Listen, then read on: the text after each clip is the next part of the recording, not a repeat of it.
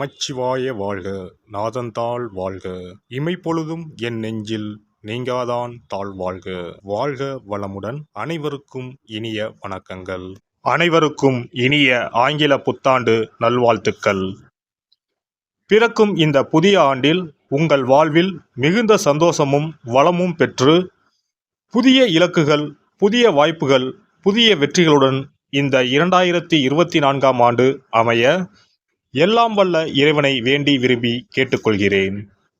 நிகழும் ஸ்ரீ மங்களகரமான சோபகிருது ஆண்டு ஜனவரி மாதம் 1ஆம் தேதி மார்கழி 16 அன்று பஞ்சமி திதியில் மகம் நட்சத்திரத்தில் கௌளவம் கரணத்தினில் சித்தயோகம் கூடிய நன்னாளில் இந்த ஆங்கில புத்தாண்டு பிறக்கின்றது. புத்தாண்டின் கிரக நிலைகளை ஆராய்ந்து பார்க்கும்போது குரு பகவான் மேசராசியில் வக்ர நிவர்த்தி அடைகிறார். ராகு பகவான் மீனராசியிலும், சனி பகவான் கும்பராசியிலும், புதன் செவ்வாய் சூரியன் தனுசு ராசியிலும், சுக்கிரன் விருச்சிக ராசியிலும், சந்திரன் சிம்ம ராசியிலும், கேது பகவான் கன்னி ராசியிலும் சஞ்சாரம் செய்கின்றனர். மே 1ஆம் தேதி குரு பகவான் மேச ராசியில் இருந்து ரிஷபராசிக்கு பெயர்ச்சியாகின்றார்.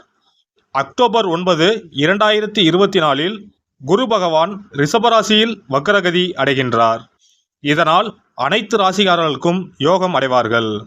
ஜூலை 29ஆம் தேதி முதல் நவம்பர் 15ஆம் தேதி வரை சனி பகவான் வக்ரகதி அடைந்து பின் நேர்கதி அடைகிறார். எதிலும் முன்னின்று செயல்படும் சிம்மராசி அன்பர்களே, உங்கள் கிரக நிலைகள் ஆராய்ந்து பார்க்கும்போது ராசிஸ்தானத்தில் சந்திரன், குடும்பஸ்தானத்தில் கேது, சுகஸ்தானத்தில் சுக்கிரன் புதன், புத்திரஸ்தானத்தில் சூரியன் செவ்வாய், களத்திரஸ்தானத்தில் சனி, அஷ்டமஸ்தானத்தில் ராகு, வாக்கியஸ்தானத்தில் குருவும் உள்ளனர். குரு பகவான் 5ஆம் பார்வையாக சிம்ம ராசியையும், 7ஆம் பார்வையாக துலாம் ராசியையும், 9ஆம் பார்வையாக தனுசு ராசியையும் பார்வையிடுகிறார். சனி பகவான் 3ஆம் பார்வையாக மேச ராசியையும், 7ஆம் பார்வையாக சிம்ம ராசியையும், 10ஆம் பார்வையாக விருச்சிக ராசியையும் பார்வையிடுகிறார். பிறக்கின்ற ஆங்கில வருட புத்தாண்டில் இருக்கக்கூடிய கிரக நிலைகளின் அமைப்புக்கு ஏற்ப வாழ்க்கையில் இனி வரப்போகின்ற நாட்களில் ஏற்படும் சுபம் மற்றும் அசுப பலன்கள் என்ன என்பதை நாம் அறிந்து கொள்வோம். வாக்குறுதிகளை அளிக்கும் பொழுது சிந்தித்து செயல்படுவது நல்லது. பாதியில் நின்ற கட்டிடம் தொடர்பான பணிகளை நிறைவு செய்வீர்கள். குழந்தைகளின் எண்ணங்களை அறிந்து நிறைவேற்றி வைப்பீர்கள். சிறு மற்றும் குறு தொழில் தொடர்பான கடன் சார்ந்த உதவிகள் கிடைக்கப் பெறுவீர்கள். ஆடம்பரமான சிந்தனைகளை தவிர்ப்பது நல்லது. ஜாமீன் விஷயங்களில் பொறுமை வேண்டும். மனதில் புதுவிதமான சிந்தனைகள் மலரும். தாய் மாமன் வழியில் அனுசரித்து செல்லவும். உறவினர்களின் வழியில் ஒத்துழைப்பு ஏற்படும். வெளியூர் சார்ந்த சிந்தனைகள் மேம்படும். தந்தை வழி தொழிலில் புதிய வாய்ப்புகள் கிடைக்கும். கலை சார்ந்த தொழில்களில் தனிப்பட்ட ஆர்வம் ஏற்படும். நண்பர்களின் தேவைகளை நிறைவேற்றி வைப்பீர்கள். புதிய விஷயங்களில் ஆர்வம் அதிகரிக்கும். மனதில் நினைத்த காரியங்கள் கைகூடும். வீட்டின் தேவைகளை நிறைவேற்றுவீர்கள். நீண்ட தூர பயணங்களால் செலவு அதிகரிக்கும். எதிலும் சிந்தித்து செயல்படுவது நல்லது. ஆடம்பரமான பேச்சுக்களை தவிர்ப்பது தெளிவை ஏற்படுத்தும். சாதுரியமான செயல்பாடுகளின் மூலம் மதிப்பு மேம்படும். தடைப்பட்ட பணிகளை செய்வதற்கான வாய்ப்புகள் உண்டாகும். உடல் ஆரோக்கியம். உடல் ஆரோக்கியம் தொடர்பான செலவுகள் குறையும். உடற்பயிற்சி சார்ந்த விஷயங்களில் ஈடுபாடு உண்டாகும். உடலின் தேவைக்கு ஏற்ப தண்ணீரை பருகவும், பொட்டாசியம் மற்றும் கால்சியம் மிகுந்த உணவுகளை எடுத்துக்கொள்ளவும். பெண்களுக்கு புது விதமான இடங்களுக்கு சென்று வருவதற்கான சூழல் அமையும். பேச்சுகளில் நிதானமும் பொறுமையும் வேண்டும். பாக பிரிவினைகளில் எதிர்பார்ப்புகள் நிறைவேறும். பலதரப்பட்ட மக்களின் அறிமுகம் கிடைக்கும். நபர்களின் தன்மைகளை அறிந்து பழக்கம் கொள்ளவும். பழக்க வழக்கங்களில் சில மாற்றங்கள் ஏற்படும். புதிய முயற்சிகளில் சாதகமான சூழல் உண்டாகும். தம்பதிகளுக்கு இடையே புரிதல் அதிகரிக்கும். மாணவர்களுக்கு அடிப்படை கல்வியில் இருந்து வந்த குழப்பம் விலகும். பெரியோர்களின் ஆலோசனை மற்றும் ஆசிரியர்களின் வழிகாட்டுதல் நல்லதொரு மாற்றத்தை ஏற்படுத்தும். குடியுரிமை சார்ந்த பிரச்சனைகள் குறையும்.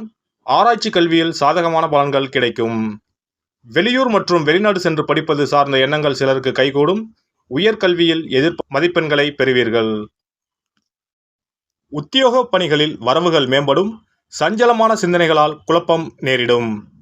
விவேகமான செயல்பாடுகள் நற்பெயரை ஏற்படுத்தி கொடுக்கும். அளவான பேச்சுக்கள் உங்கள் மீதான மதிப்பை மேம்படுத்தும். சக ஊழியர்களிடத்தில் பொறுமையை கையாளவும், மற்றவர்களுக்கு ஜாமீன் அளிப்பதை குறைத்துக் கொள்ளவும். பணிமாற்ற சிந்தனைகளில் ஆலோசனை பெற்று முடிவு எடுக்கவும். வியாபாரிகள், வியாபார பணிகளில் முன்னேற்றமான சூழல் அமையும். புதிய பயணங்களால் நினைத்த காரியங்கள் நிறைவேறும். அரசு வழியில் ஒத்துழைப்பு உண்டாகும். நுட்பமான சில விஷயங்களை புரிந்து கொள்வதால் ஆதாயத்தை மேம்படுத்துவீர்கள். கூட்டாளிகளின் வழியில் ஒத்துழைப்பு ஏற்படும். தினசரி வர்த்தகத்தில் சூழ்நிலை அறிந்து முதலீடுகளை மேற்கொள்ளவும். அலங்காரம் மற்றும் மலர் வியாபாரத்தில் லாபம் மேம்படும். கலைப்பொருட்கள் விற்பனையில் புதுமையான விஷயங்களை கையாண்டு மேன்மை அடைவீர்கள். கலை சார்ந்த துறைகளில் புதிய முயற்சிக்கு உண்டான பலன்கள் கிடைக்கும். சிறு தூர பயணங்களால் ஆதாயம் மேம்படும். நீண்ட தூர பயண வாய்ப்புகளும் சிலருக்கு கைகூடி வரும். எதிர்பாராத சில செலவுகளால் சேமிப்பு குறையும். அதிகார பொறுப்பில் இருப்பவர்களின் அறிமுகமும் ஒத்துழைப்பும் கிடைக்கும். சிந்தனையின் போக்கில் கவனம் வேண்டும். எதிர்பாலின மக்கள் விஷயங்களில் தலையிடாமல் இருக்கவும். கலை சார்ந்த துறைகளில் போட்டிகள் மேம்படும். அரசியல்வாதிகளுக்கு தோற்றப்பொழிவில் மாற்றம் ஏற்படும். நுட்பமான சிந்தனைகளால் ஆதாயத்தை பெருக்கிக் கொள்வீர்கள். மறைமுகமான சில வருமானங்கள் மேம்படும். அவ்வப்போது சிறு சிறு வதந்திகளும் வழக்கு சார்ந்த பிரச்சனைகளும் ஏற்படும். தொண்டர்களின் எண்ணங்களை அறிந்து செயல்படுவது நல்ல மதிப்பையும் மரியாதையும் ஏற்படுத்தி கொடுக்கும். எதிலும் திருப்தி இல்லாத சூழ்நிலை ஏற்படும்.